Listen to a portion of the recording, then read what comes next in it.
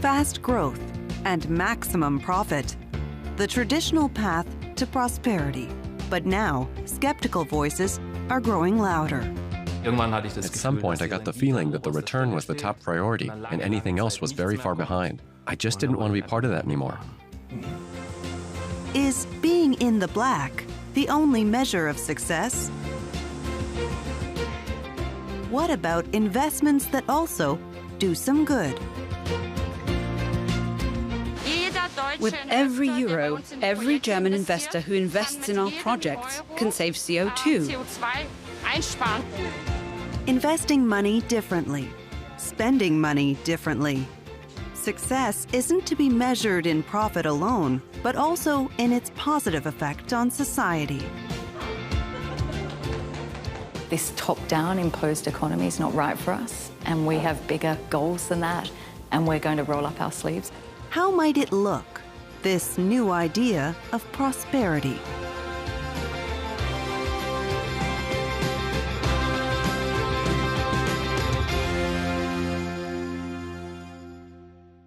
The young canes look good, and also here, this fruity stem there, where it's good. That's super, and it all tastes good too. The really plump ones are down here. This is the juiciest one. I think I have to eat it now. You have to eat them yourself? Brothers Klaus and Andreas Engemann have a mission. Fruit and vegetables from their farm should taste good and do good at the same time. At their family farm in Willebad Essen, in the district of Höxter, it's not just about financial gain. They are more concerned with other values. Nature conservation, for example. It's why they rely on organic farming, and they work closely with regional partners. That's what we want, the special closeness and cooperation with the regional food producers, who we also supply with our fruit.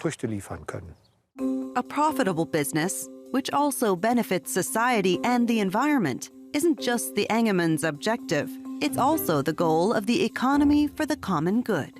The idea originated in Austria in 2010. Now, more and more companies in Germany and around the world are being certified under the common good economy, like the Engemanns. Yes, we've drawn up a common good balance sheet. This is new for the company. We can now make the values which we've developed and lived over the years transparent to our customers or to anyone who's interested. The common good balance sheet shows how well a company promotes the common good across all areas of the business. The Engemanns not only grow raspberries, strawberries, and other fruits and vegetables, they also sell their own produce along with that of other organic farms. They supply regional shops and sell at local markets. Julia Engemann, Andreas's daughter, manages the direct marketing. These are our own tomatoes from our greenhouses. Having time for customers to offer detailed information on the products, it's all part of the philosophy of a common good enterprise, a matter close to Julia Engemann's heart. I think it's great, this customer contact. There's a special atmosphere at the weekly market. The customers take time and enjoy the experience. Openness and transparency are not only important for customers in a common good enterprise, but also for employees. They should also have a say. The Engemann staff meet in quality circles to discuss important topics, and everyone has a seat at the table. How can we and how should we divide up the site? Perhaps we could build a processing plant? There could be cold storage facilities for vegetables. The current issue is how to expand a new site. The two bosses could just make the decision and say, here's how it is, now deal with it. So it's a very positive thing to be developing it together. People who have a say are more motivated, and the whole company benefits from that. With other farmers, the Engemanns rely on cooperation rather than competition. Klaus and Julia Engemann meet the Herdiger-Hoff family. The red currant harvest is about to begin. The two families work together. The Herdiger-Hoffs tend to the berries, while the Engemanns take care of the sales. But what about the juice? Will the sugar content be okay? Yes, of course. The Hertigerhoff family has only recently switched to organic farming. In the transition phase, I'd have been single-handedly responsible for the whole business, a lone wolf. And I'm not the youngest either. To do what we're doing together now, to raise that kind of money, I would have needed to find someone who gave me the benefit of the doubt. And then there'd be machines to buy, the packaging, cold storage, transport equipment. It just wouldn't have been possible. Their currants are kept in the Engeman's cold storage. We combine our services and skills, and the joint operation turns into an economically viable one. Business success is important for common good enterprises, but there's much more. The well-being of the companies they work with is important, as are their staff and customers, and the business's social environment, including the people who benefit from the sustainable products. The Common Good Balance Sheet helps companies do good, but individuals can do good too. Rethinking business and investing differently. That's what's happening on a small scale in this apartment building. Stefan and Teresa Hattos want to put money aside for their children's future. Stefan, an IT specialist, has been committed to climate protection for years.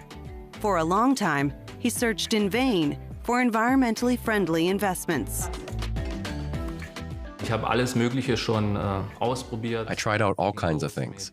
I started with savings plans, funds, and shares. But at some point, I got the feeling that it wasn't right for me, and that the return was the top priority, and anything else was very far behind. I just didn't want to be part of that anymore. Investing money profitably and protecting the environment at the same time. Stefan Hattos found what he was looking for on the internet, in a project in Kenya. There, in rural areas in particular, most people still cook on open fires and consume large amounts of charcoal. A Kenyan company has now developed a new type of cooker that uses less fuel. Less fuel. Less wood is burned, which is great, of course, and people are saving money. So, of course, that's optimal. The couple put their money into the African company through the crowdfunding platform BetterVest. Crowd investing, a type of crowdfunding, allows many small investors to support a project, such as more sustainable cookers. BetterVest manages these projects in Frankfurt am Main, alongside the traditional financial giants. Yes, and the next point is, you've probably all noticed that I'm traveling to Kenya. Manager Olga Dickman is planning a trip to the stove company. She oversees the implementation of BetterVest's African projects and has lived and worked in Kenya for 4 years. All projects are chosen based on their positive effect or impact. We finance stoves that use much less wood. It reduces CO2 emissions, and you have to consider that there are a lot of people in Kenya using these stoves. Every stove sold contributes to CO2 reduction. BetterVest was founded in 2012. The platform finances sustainable projects all over the world. With many small contributions, even large projects can be financed. We have the grey bar, which represents the total amount needed for the project, and the blue bar shows where we are at the moment.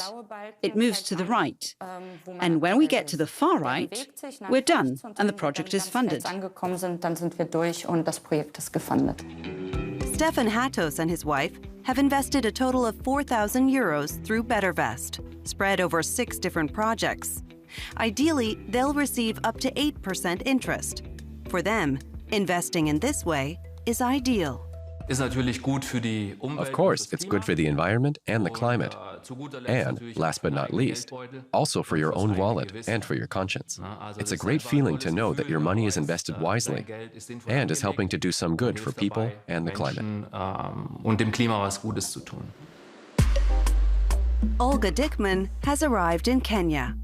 The company Burn is located in Ruiru, northeast of the capital Nairobi. This is where they produce their innovative stoves. Production managers Oliver Mauersberger and Alan Joe Marithi explain the company in detail and how investors' money is being spent. The founder of the company is American Peter Scott. At the weekly meeting, Olga Dickman learns about the current state of production. Scott has been researching environmentally friendly stoves for developing countries since the late 90s. His motivation is simple: less firewood means fewer forests cleared. I mean, really saving forests is the thing that drives me, right? The last remaining rainforest. If you go to Madagascar, people are cooking 3 meals a day on traditional charcoal stoves, and it's destroying the forests of Madagascar. The fact that we're liquidating these truly important tropical rainforests just for cooking is bananas. The stoves can cut fuel consumption by nearly half. The company has already won several environmental awards for its concept. All right, so this is our main inbound warehouse. So we store our sheet steel here. The stoves have already saved 6.9 million tons of wood from being cleared.